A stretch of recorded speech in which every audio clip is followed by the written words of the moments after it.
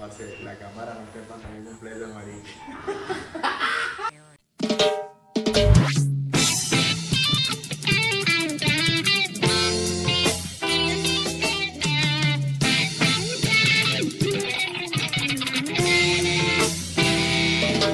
Bienvenidos a otro capítulo más de este podcast que se llama Te Fallé Piaget. Mi nombre es Orlando. Mi nombre es Jorge Mario.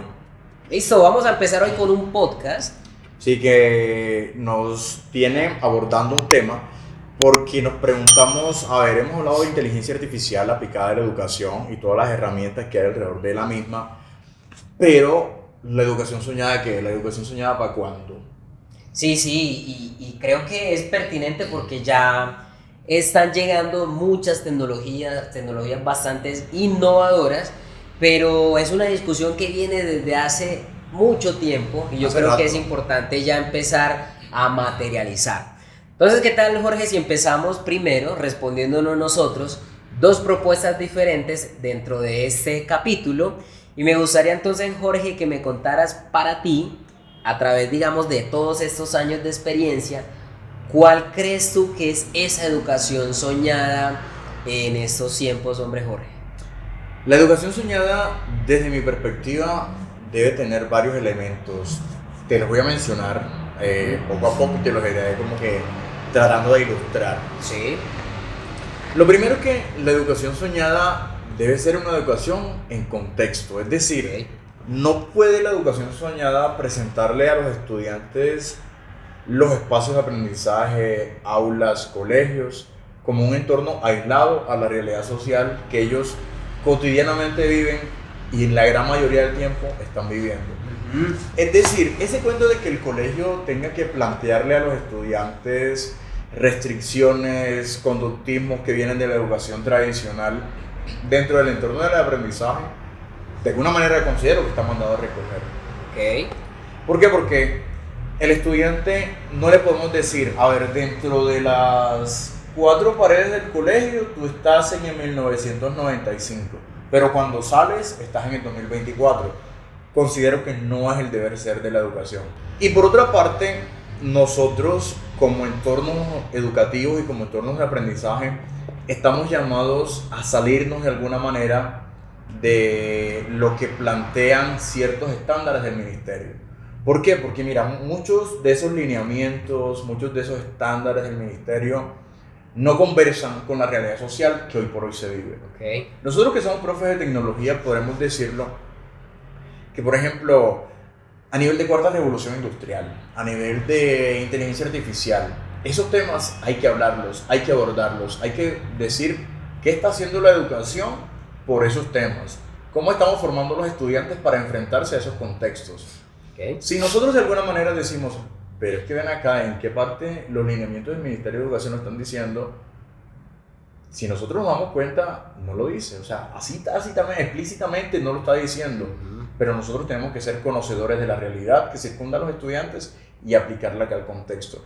Lo otro, entonces, salirnos del tradicionalismo, que muchas de esas prácticas hoy por hoy se viven, y salirnos de tanta restricción en cuanto a uso del uniforme, a que el estudiante, por ejemplo, algo que yo sueño, y es una de mis cosas soñadas en la educación, ojalá el timbre desapareciera. ¿Por qué? Porque es que uno ve prácticas en donde los estudiantes suena el timbre y el estudiante, o sea, se para disparado de la clase y muchos de ellos irán hasta para una clase que no les gusta. ¿Sí? Muchos de esos estudiantes llegarán de primero a mi salón de clase y posiblemente la tecnología no es la que más les guste porque lo que más les gusta es artística o matemáticas. Entonces, varias cosas que desde el punto de vista tradicional hay que desligarse, ¿ya? No ser punitivos con los estudiantes de que el uso del uniforme, que si la media, que si el color del zapato. Considero que el estudiante se le puede propiciar un mayor agrado del entorno de aprendizaje si se le respeta eso. Ok, entonces, Madera, con esta propuesta, para resumir un poco y tú me corregirás si de pronto estoy diciendo otra cosa o me complementas si me hace falta, tú hablas sobre tres cosas fundamentales. En primer lugar, educar en contexto. Sí. En segundo lugar, brindar una educación basada en el libre desarrollo de la personalidad. Es correcto. Y en el tercero, hacer una renuncia hacia ese tipo de prácticas muy conductistas que hacen que de pronto el estudiante se sienta en una burbuja, cohibido de utilizar, por ejemplo, dispositivos de esta era. ¿Sí o no? Ahí Sí, tenemos sí, esas. tal cual. Ahora, ¿cuál es tu educación soñada? Bueno, no, mira, yo cuando me hago esa pregunta, siempre llego a la misma conclusión, y es que yo me sueño la educación como un gran campamento de verano, vista desde lo que implica un campamento de verano, ¿cierto? Un ambiente relajado, un ambiente donde tú tienes contacto con la naturaleza y un ambiente de aprendizaje experiencial. Entonces, en un sentido muy práctico, uno podría empezar a ver la educación como eso que muchas veces nosotros hacemos en una clase o en un proyecto, que es gamificar un contenido. Sí. Ven, mira lo elegante que sería para un estudiante levantarse todos los días pensando en que va a ir a resolver retos, que va a ir a aprender algo nuevo, y que de manera muy implícita empieza a hacer uso pues como de toda esa serie de elementos propios de las áreas, desde las matemáticas, desde las artes, desde las ciencias sociales. Entonces yo me lo imagino algo así como muy experiencial, basado en la curiosidad para resolver de pronto diferentes retos que le impliquen ese modelo o esa educación soñada. Claro, implica una serie de movilizaciones que seguramente para nuestro contexto seguramente habría que aterrizar por el tema de la infraestructura, por el tema también pues propio de cada una de las realidades en Medellín, pero que yo creo que con un poquito de ímpetu, pero sobre todo de creatividad, es posible. Y obviamente pues basándonos de que ese es un escenario mejor dicho, desde esa utopía, ¿no? Desde eso que uno se sueña, la educación. Pero es que sí, bueno, para resumir, yo me di cuenta que, mira, tú mencionas lo experiencial, ¿cierto? Mencionas de fomentar la creatividad del estudiante desde un entorno donde el estudiante se sienta como que relajado y en conexión con lo que se encuentra adelantando, pero que al mismo tiempo al estudiante se le fomente la curiosidad, conectándose con la naturaleza, con el contexto. Total. Creo que ahí estamos conversando un poco con lo del Sí. contexto y conexiones con la naturaleza, pero sabes que yo considero que aunque sea utópica, es posible. Yo considero que hace falta como que de alguna manera voluntad, ojalá pudiéramos ponernos de acuerdo todos los profes y generar nuevos espacios y nuevas creaciones catedráticas, o no digamos catedráticas, nuevos entornos de aprendizaje en donde se pudiera de alguna manera, desde la libertad de cátedra que nosotros tenemos, poder ofrecer unos nuevos espacios que contengan ojalá esos ingredientes que tú planteas y los que yo planteo. Si bien no son palabras de Dios, pero son cosas que en este momento estamos dando como para que se reflexione y se piense alrededor de estas prácticas que podrían ser muy probables, muy posibles y que hay que decirlo, nos han funcionado. No, y mira que más allá de que sea una práctica que haya funcionado, más allá de verla como algo que posiblemente, nuevamente, funcione, es algo que se necesita. Y te digo que se necesita basándonos desde la experiencia como profe.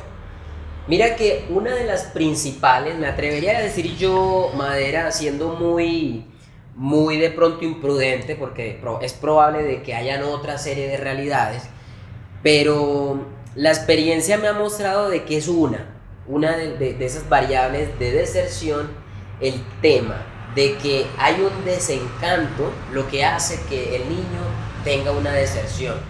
Y seguramente el niño llega con una visión, una perspectiva o una expectativa de una educación en la cual él no se siente que pertenece, en el cual él se siente mucho más un poco como sesgado, como cohibido, y no estoy de pronto alzando ahora esa voz de decir de que todo tiene que ser libre, de que porque siempre hay un límite, pero tiene que ser un límite sano, un acuerdo que no vulnere ni siquiera los derechos propios ni tampoco los de los demás, pero creo que sí podemos como seres humanos llegar como a ese acuerdo como tal. Esto me lleva a una pregunta, y es una pregunta que se conecta como con la esencia de este podcast, y es, estamos hablando de esa educación soñada, pero es esa educación soñada ¿para qué? Para poder alcanzar esos, digamos, criterios de calidad que nos pide el Ministerio de Educación Nacional, o es una educación pensada hacia dónde, Madera. Men, te voy a comentar algo. En estos días, dialogando con unos estudiantes del laboratorio de investigación estudiantil que tengo con unos chicos, nos reunimos los jueves a las 11 de la mañana antes de empezar la jornada, y decíamos, ¿cuál es la real motivación de los muchachos para venir al colegio? Buena pregunta. Sí, de hecho es uno de los temas que los pelados andan como en estos días investigando. Y entonces ellos me decían, profe, es que muchos estudiantes no vienen como por aprender. Y me mencionaban una serie de cosas. Me decían, porque el colegio los escapa a muchas realidades que viven en la casa. Ok. Porque en el colegio se encuentran con los amigos y juegan, y juegan, y juegan. Ok. ¿Ya? Porque en el colegio pueden ser ellos de una manera un poco más abierta. Muchos me decían, profe, lo combinan como con el aprendizaje. Pero creo que si uno analiza esas variables que los muchachos planteaban y lo que un padre de familia pensaría, y el mismo estudiante también, es buscar un entorno en donde el estudiante sea feliz, en donde el estudiante se sienta a gusto, se sienta en un contexto, en un entorno que le agrade estar. A eso debería apuntarle la educación soñada, que el estudiante sea feliz mientras de alguna manera está aprendiendo. Me recuerda al autor que tomamos como referente en nuestra tesis de pregrado, Tomás Tufte. Hablaba de eduentretenimiento, educar mientras el estudiante se está entreteniendo, se está divirtiendo. Sí. Entonces, creo que es una apuesta que hay que dar, que nosotros como profesores tenemos que apuntarle a eso. Ahora, te voy a tirar una pregunta que tal vez, no sé, un poco incisiva. ¿Qué hace falta para que eso suceda? Bueno, yo creo que es la pregunta más difícil, porque seguramente es la que todos los profes que nos escuchan y toda la gente pues como que está metido en ese asunto de la educación al final quisiera como escuchar, o por lo menos nosotros siempre la buscamos. Y Madera, cuando uno se pregunta qué hace falta, uno podría recurrir a la respuesta más fácil, y es ojalá haya, lo que tú decías ahorita, voluntad política y recursos para hacer eso real, ¿sí o no? Tener esas dos variables a favor seguramente va a hacer que este sueño de la educación, del sueño de todos los niños, el tuyo, el mío, el de muchos más, se haga real. Pero yo creo que trabajar con lo que tenemos hoy, trabajar con lo que hay acá y con lo que yo sé que hay en los colegios, en tu colegio, en mi colegio, con un componente único que es el componente intelectual, va a ser la clave. Y eso lo voy a resumir de la siguiente manera. Cuando ese componente llamado profesor es un profesor enamorado, te puedo asegurar de que es un profesor con la capacidad de resolver cualquier tipo de obstáculo y llevar al aula una experiencia bien gamificada o una experiencia de aprendizaje muy útil que no necesariamente necesita tecnología. Porque claro, hace 2 podcasts atrás nosotros decíamos, es que esta herramienta está en la inteligencia artificial, cójala, apropiela y utilícela. Pero es que más allá de la herramienta, tú y yo nos hemos dado cuenta que lo que se necesita es un profesor, primero, con la actitud de recibir esa tecnología. Segundo, con las ganas de poderla adoptar. Y tercero, yo querría que la voluntad para poderla poner en práctica. Un profe enamorado. Entiendas enamorado desde su propio quehacer o porque hay algún tipo de recurso monetario o no sé de qué otra forma, pero que lo sienta empoderado para él hacer eso real. Y aquí la pregunta te la devuelvo así. ¿Es garantía, sí o no, la tecnología para llegar a tener de pronto esos resultados de la educación soñada?